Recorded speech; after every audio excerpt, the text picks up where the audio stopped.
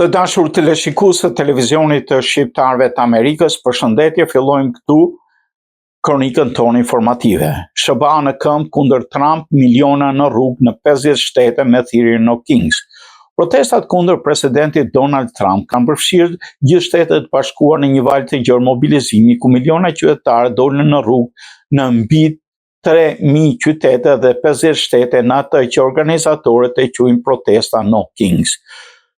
Protestat të tilla pati edhe në zonën e Michiganit edhe në Detroit. Sipas mediave, demonstratat u zhvilluan njëkohësisht në qytete të mëdha si New York, Los Angeles, Washington DC dhe Chicago, por në zona e tradicionalisht republikan, duke treguar një shtrirje të pazakontë pa kënaqësisë. Në disa shtete pjesëmarrja ishte masive, me mbi 100.000 protestues vetëm në Minnesota dhe 10.000 në metropole si New York, Los Angeles, ndërsa në total numri pjesëmarrësve llogaritet në miliona në gjithë vendin. Protestuesit ngritën zërin kundër disa prej politikave më të diskutuara të administratës Trump, përfshi luftën me Iranin, politikat e migracionit dhe operacionet e ICE, rritjen e çmimeve dhe inflacionin, si dhe atë që e cilësojnë si një prirje drejt autoritarizmit. Në pankarta dhe thirrje dominoi slogani No Kings, duke nënvizuar kundërshtimin ndaj çdo forme të pushtetit pa kontrolluar. Atmosfera në shumë qytete ishte tensionuar, por dhe simbolike, me muzikë, marshime dhe pjesëmarrje të gjerë qytetare. Në protesta u panë dhe figurat e njohura publike si Bruce Springsteen, Robert De Fonda dhe politikani Bernie Sanders, të cilët i dhanë edhe më shumë jehon kësaj lëvizje. Nga ana tjetër, administrata e White House dhe zyrtarët republikanë kanë minimizuar protestat duke i cilësuar si të nxitura politikisht dhe pa ndikim real. Megjithatë, shtrirja e gjerë dhe pjesëmarrja masive tregojnë një nivel të lartë tensioni politik në SBA, ku rruga po kthehet në një arenë të re përplasjes, ndërsa këto protesta pritet të ndikojnë drejt për drejt në klimën politike dhe në zgjedhjet e ardhshme afatmesme. Vetëm për Pakistanin, Irani hap Hormuzin për 20 anije.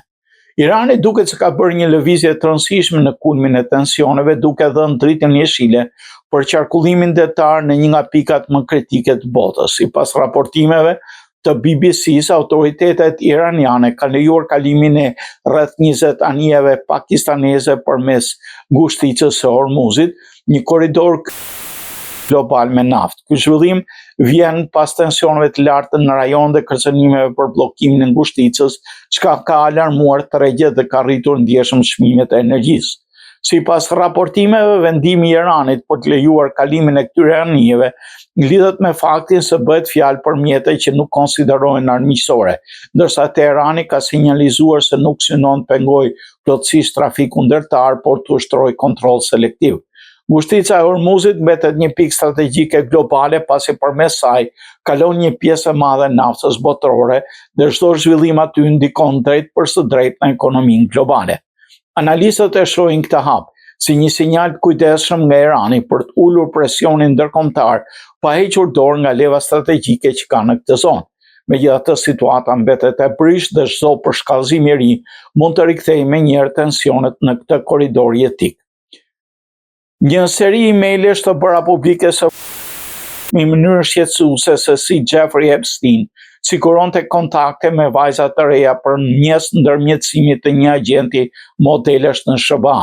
Sipas dokumenteve, Ramsey El-Khoury ka zhvilluar një komunikim të vazhdueshëm me Epstein për gati një dekadë, nga viti 2009 deri 2019. Në këto email ai diskutonte në mënyrë të hapur për pamjen fizike të vajzave, moshën e tyre dhe qëndrimet ndaj marrëdhënieve seksuale, duke sugjeruar në disa raste dhe takime intime. Në një email të vitit 2011, El-Khoury përshkruante një grua në të 20-ta si të dëshpëruar për para dhe i shkruante Epstein që ta provonte në shtrat. Ndërkohë në një tjetër komunikim ai referoi preferencave të financiare me fjalën: "E di që 23 vjeç është pak e madhe për ty", një deklaratë që ka ngjallur reagime të forta për natyrën e marrëdhënies mes tyre. Dokumentet e publikuara në Departamenti i Drejtësisë tregojnë se një pjesë e mirë e komunikimeve fokusohej tek sigurimi i aksesit ndaj modeleve femra, shpesh përmes rrjeteve ndërkombëtare të modës. Sipas FBI, numri I viktimave të lidhur me Epstein mund të arrijë deri në 1000 gra dhe vajza. Emailët zbulojnë lidhje gjithashtu me industrinë e modës, përfshirë kontakte me Victoria's Secret, të lidhur me biznesmenin Les Wexner si dhe Vera Wang. Zoti refuzon luftën. Papa feja nuk mund të përdoret për të justifikuar konfliktet armatosura. Gjatë meshës së dielës në sheshin e Shën Pjetrit, Papa Leo I 14 ka dhënë një mesazh të fortë kundër luftës, duke theksuar se feja nuk mund të përdoret për të justifikuar konfliktet armatosura. Jezusi, mbreti I paqes, refuzon luftën, askush nuk mund ta përdorë atë për të justifikuar veprime luftarake, deklaroi Papa. Ai shtoi se Zoti nuk I dëgjon lutjet e atyre që bëjnë luftë, po I refuzon atë. Ofruar në vend të kësaj ngushëllim për të shtypurit dhe viktimat. Deklarata e tij vjen në një moment të tensioneve të larta globale, ndërsa konflikti mes Shtetit Bashkuar dhe Izraelit kundër Iranit ka hyrë në javën e 5 dhe Rusia vijon fushatën ushtarake në Ukrainë. Papa theksoi indirekt shqetësimin për përdorimin e fesë nga lider politik për të justifikuar veprimet e tyre, duke bërë thirrje për paqe dhe reflektim në një kohë konfliktesh të shumta në botë. Alarm në SBA, frikë nga agent sekret të Iranit që kanë hyrë ilegalisht.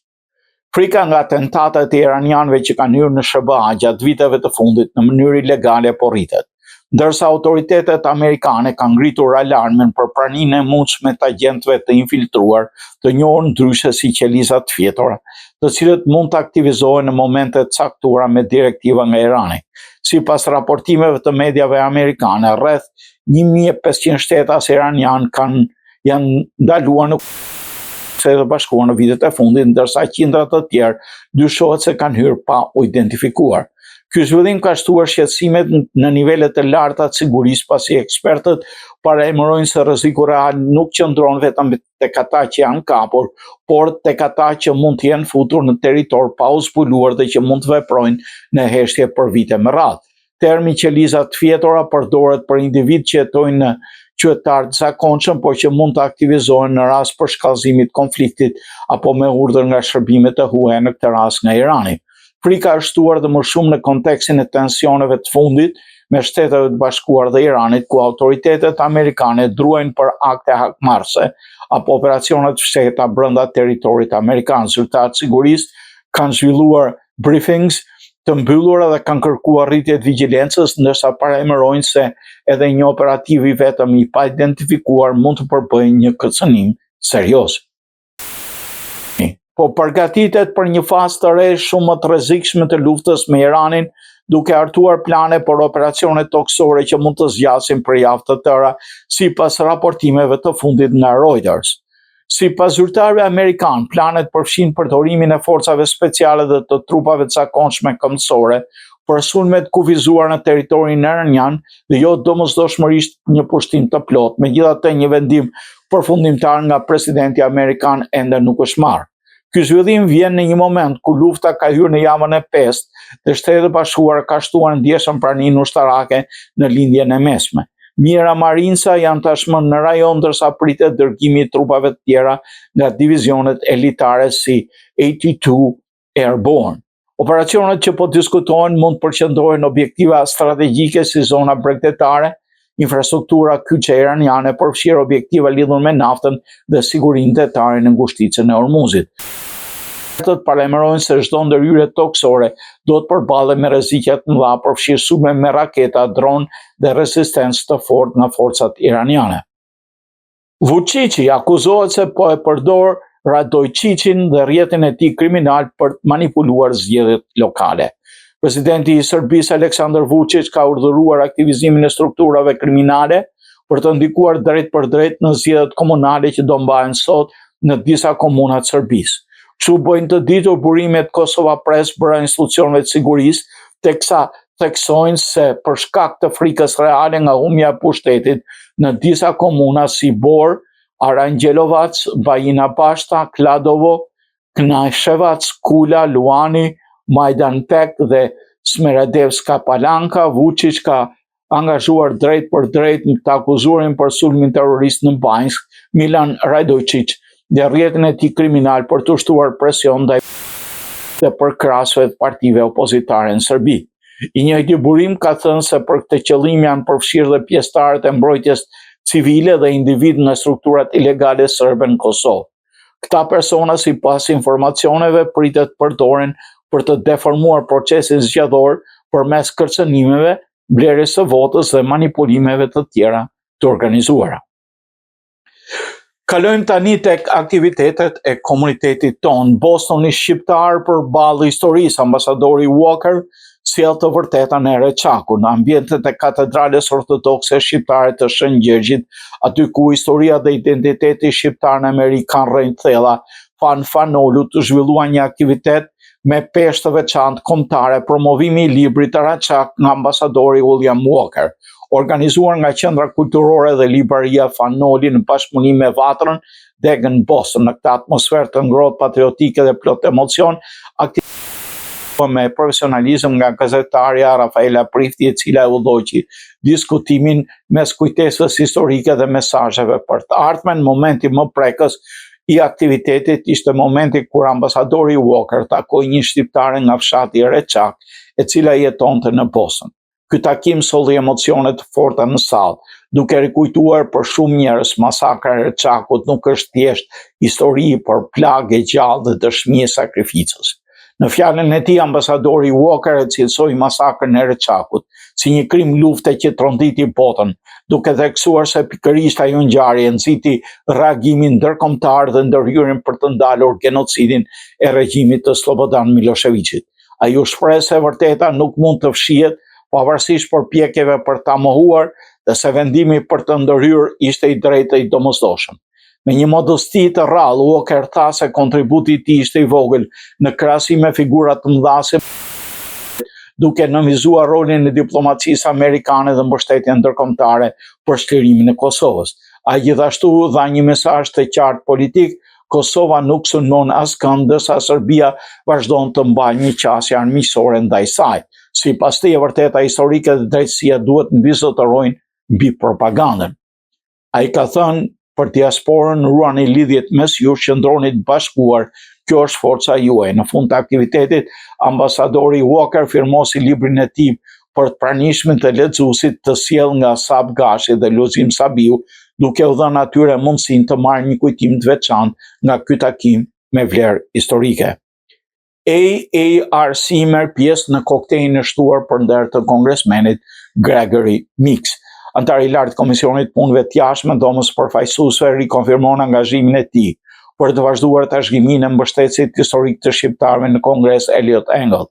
Sipas i një AARC, përfaqësues të Këshillit për Marrëdhënie Shqiptaro-Amerikane morën pjesë në një koktejl në Washington DC të shtruar për nder të kongresmenit Gregory Meeks, antarit të lartë apo numri 2 të Komisionit Punëve të Jashtme në dhomën e përfaqësuesve, një nga postet më me ndikim në hartimin e politikës së jashtme të SBA.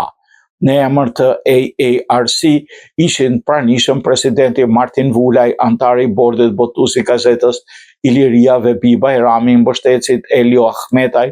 Gjatë mbrëmjes patëm mundësi të falenderonin personalisht kongresmenin Meeks për rolin e tij udhëheqës në ndihmën për përgatitjen e dërgimit të letrës drejtuar sekretarit të shtetit Marco Rubio, ku kërkoi vazhdimin e pranisë të trupave amerikane në Kosovë, njoftoi AARC. Gjithashtu shprehen mirënjohjen për rolin e tij në mbështetjen e përpjekjeve në Kongresin Amerikan për të nxjerrë në pa të dënuar diskriminimin sistematik të shqiptarëve etnik në luginën e Preshevës. Në një moment kur ajues kongresmeni Meeks konfirmoi angazhimin e tij për të mbajtur gjatë trashëgiminë e kongresmenit Elliot Engel, duke deklaruar: Elliot nuk është më këtu, por jam unë këtu për ju. Gjithashtu patëm kënaqësinë të takonim kongresmenin James Claiborne, një nga anëtarët të shërbimit më të gjatë në dhomën e përfaqësuesve, me cilin diskutuan potencialin për mbështetje nga Kaukuzi i Zezakë në Kongresin Amerikan, një koalicion prej 60 anëtarësh në dhomën e përfaqësuesve. Tenori shqiptar kosovar Ram Lahaj, diaspora shqiptare pasqyrë e identitetit kombëtar. Tenori shqiptar me famë ndërkombëtare, Ram Lahaj, ka vlerësuar lart rolin e diasporës shqiptare, duke e cilësuar si pasqyrën më të mirë të identitetit kombëtar dhe një shembull të fuqishëm të integrimit në shoqërinë perëndimore. Në një deklaratë publike, Lahaj shprehu krenarim për ndikimin e Mërgatës në vendet ku se integrimi i saj është një dëshmi e ruajtjes së vlerave dhe përfaqësimit të denjtë të kombit. Ai kujtoi me emocione koncertin e mbajtur në Gjenevë, të organizuar nga Konsullata e Kosovës, duke cilësuar se një nga momentet më të bukura dhe inspiruese në karrierën e tij, që promovon kulturën dhe vlerat shqiptare në arenën ndërkombëtare. Në këtë ngjarje, Lahaj pati nderin të performojë së bashku me sopranën Marigona Çekrezi dhe pianistin Kemal Kan, të cilët e shoqëruan në disa nga aktivitetet e tij artistike. Deklaratat e tij kanë marrë vlerësime të shumta në rrjetet sociale, duke rikthyer fokusin tek këndësia e diasporës në ruajtjen dhe promovimin e identitetit shqiptar në botë. Gjermin publikon raportin Diaspora Flet 2025, rekomandimet për diasporën shqiptare. Organizata Gjermin ka publikuar raportin përfundimtar të konferencës Diaspora Flet 2025, duke përmbledhur ndikimin dhe rekomandimet për forcimin e angazhimit të diasporës shqipfolse në zhvillimin e vendeve të origjinës. Konferenca e mbajtur në Köln të Gjermanisë nga 7 deri në 9 nëntor të 2025 së bashkëpunim me GIZ, programin MEG, shënoi një zgjerim të rëndësishëm të kësaj platforme, duke kthyer atë në një forum ndërkombëtar bashkëpunimi mes diasporave. Sipas raportit, në aktivitet morën pjesë 159 pjesëmarrës, 39 folës, ndërsa u theksua forcimi i rrjetëzimit mes organizatave të diasporës, rritja e ndërgjegjësimit për mundësitë e financimit dhe krijimi i bashkëpunimeve të reja ndërkombëtare. Dokumenti nënvizon gjithashtu sfidat kryesore, si mungesa mekanizmeve të strukturuar për bashkëpunim, nevoja për më shumë forma interaktive dhe aktivitete në përmirësimin e koordinimit institucional mes vendeve të origjinës dhe diasporës. Në fokus veçantë janë rekomandimet konkrete ku përfshihet krijimi i një platforme digjitale për organizatë për zhvillimin e programeve të shkëmbimit ndërkombëtar, forcimi i mësimit gjuhës shqipe në diasporë dhe përmirësimi i komunikimit ndërinstitucional mes Kosovës dhe Shqipërisë. Raporti vlerëson se Diaspora Flet 2025 ka kontribuar në rritjen e kapaciteteve të organizatave të diasporës dhe forcimin e rolit të saj. Për herë të parë, refugjatët e Kosovës nderohen brenda parlamentit Kanadas. Për herë të parë, refugjatët shqiptarë nga Kosova u nderuan zyrtarisht brenda parlamentit të Kanadas në mbrëmjen e 25 marsit. Në Parliament Hill priti eventin 25@25 Honoring Refugees, Resilience dhe Stories of Survival, duke shënuar 25 vjet që refugjatët nga Kosova kanë rindërtuar jetën në Kanada, organizuar nga Arta Rexhepi në bashkëpunim me deputetin Kyle Sibek. Eventi nderoi 25 individ që përfaqësojnë guxim, leadership dhe kontribut të jashtëzakonshëm kanadeze.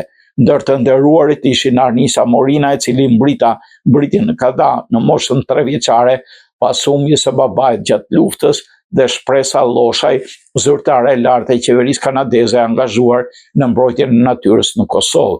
Doktor Agron Alia u vlerësua pas vdekjes, mbrëmja për fshiu dhe performanca artistike shqiptare nga këngëtari Atri nga Rexhepi, Vatra Dance Group nga Windsor dhe artistë të tjerë, ndërsa veshjet tradicionale shqiptare shtuan ngjyrë dhe identitet në ambientin historik.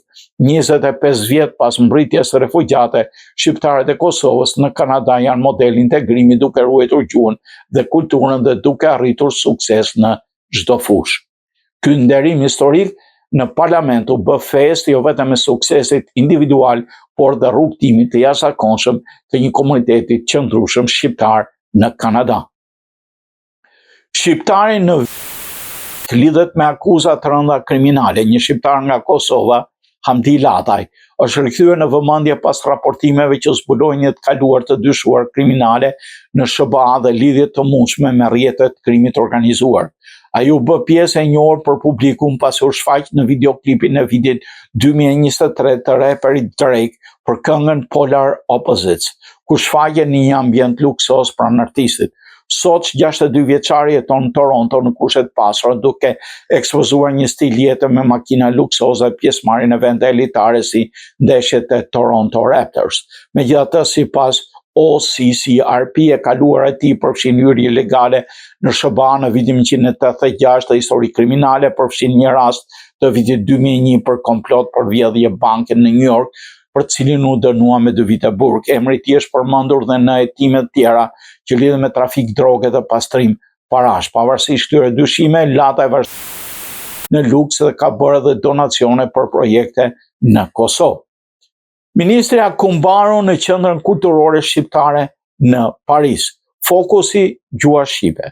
Ministri i Arsimit të Shqipërisë Mirela Akumbaro zhvilloi një vizitë në qendrën kulturore 28-11 në Paris, ku diskutuan mbi forcimin e mësimit të gjuhës shqipe dhe ruajtjen e identitetit kulturor në diasporë. Në këtë takim mori pjesë dhe ambasadori i Shqipërisë në Francë, Tritan Tola, ndërsa bisedimet u përqendruar në nevojat konkrete të komunitetit shqiptar në Francë, sfidat e mësimdhënies së gjuhës anëtare jashtë vendit. Gjatë vizitës u theksua rëndësia e mbështetjes së shkollave shqipe me libra dhe materiale didaktike, po ashtu u diskutua krijimi i hapësirave arsimore që synojnë të forcojnë lidhjen e brezave të rinj me gjuhën dhe kulturën shqiptare. Me këtë rast, zonja Anila Smograv, bashkëthemeluese e qendrës dhe nënkryetare e Këshillit Koordinues të Diasporës, një organ pranë qeverisë shqiptare, prezantoi rrugtimin e krijimit të qendrës duke vënë në pa angazhimin e themeluesve dhe veçanërisht të mbështetjen strukturuese të përparim nishorit dhe Aziz Vardarit,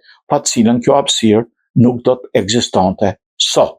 Çifti shqiptar siguron 100.000 euro investim në Gjermani me produktin inovativ Nailem.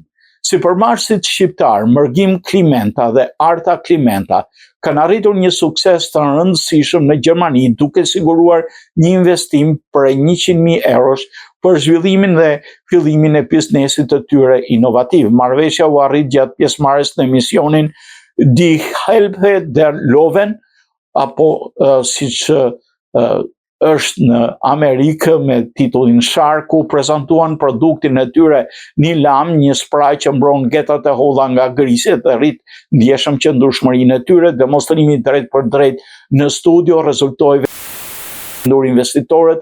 Çifti me origjinë nga Peja që jeton në Gjermani zhvilloi idenë bazuar në një përvojë personale të artës dhe në bashkëpunim me një kimist, duke kaluar disa faza testimit deri në krijimin e produktit final. Ata siguruan 100.000 euro në këmbim të 30 aksioneve në synim zgjerimin në tregun gjerman, si online ashtu në dyqane. Aktualisht Nylam shitet në Gjermani, Austri dhe Zvicër, ndërsa synimi i radhës është zgjerimi në tregje të reja përfshirë Kosovën. Në Shqipërinë produkti është patentuar dhe synon jo vetëm zgjidhje praktike për konsumatorët, por dhe reduktimin e mbetjeve duke zgjatur jetën e produkteve prej nailoni, siç janë gjetat. Shoqata Malësia në Kaliforni uron kombëtarin e Kosovës përfitore. Shoqata Malësia në Kaliforni ka uruar sportistët dhe ekipin e Kosovës përfitoren e arritur, duke cilësuar atë si një sukses të jashtëzakonshëm për mbar kombin shqiptar. Në mesazhin e thekson se kjo arritje është dëshmi e talentit për kushtimin të shpirtit sportiv që karakterizon sportistët kosovar. Ai shpreh kënaqërinë për këtë sukses dhe vlerëson kontributin e të gjithë atyre që bën të mundur këtë fitore. Kjo fitore i takon të gjithë shqiptarëve dhe na frymëzon për të ardhmen tuaj në postimin e shoqatës Malësia në Kaliforni. 16 vjeçari nga Kosova bëhet debutuesi i dytë më i ri në historinë e Bayern Munich. Një tjetër talent me origjinë shqiptare po bën hapa të mëdhenj në futbollin evropian. 16 vjeçari Erblin Osmani ka bërë debutimin e tij në Bundesliga me Bayern Munich, duke hyrë në histori si një nga lojtarët më të rinj të klubit.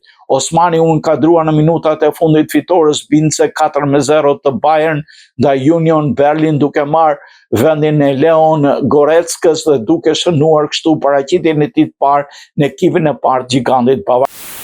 Ju bë lojtari i dytë më i ri që debuton ndonjëherë në Bayern Munich dhe Bundesliga, një arritje jashtëzakonshme që tregon besimin e madh të klubit të talentat e reja. E lindur në Munich në vitin 2009 nga prindër me origjinë nga Kosova, Osmani është rritur në akademinë e Bayernit dhe ka kaluar me sukses të gjitha nivelet e grup moshave. Para debutimit ai kishte tërhequr vëmendjen në përgatitjen e tij me ekipet Under 17 dhe Under 19 si në përfshirjes të vitit ekipit të parë mes fushori defensiv me qetësi dhe pjekuri të rrallë për moshën. Osmani përfaqëson Gjermaninë në nivelet e reja, por konsiderohet një nga talentet më premtues me rënjë nga Kosova në futbollin evropian. Dhe lajmi i fundit, Tiger Woods përmbyset në rrugë, kapit i dërguar në timon del fshehur azi nga burgu.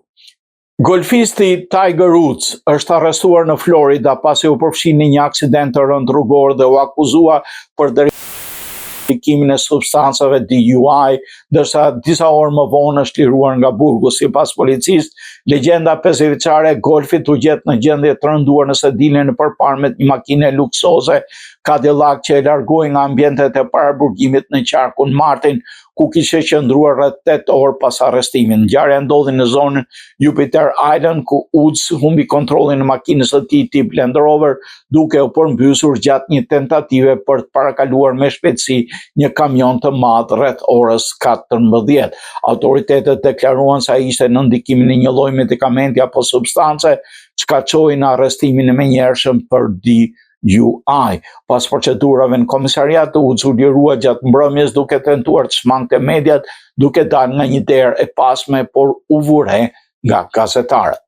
Të dashur teleshikues të televizionit të shqiptarëve të Amerikës, ne këtu i dham fund kronikës sonë informative. Mirë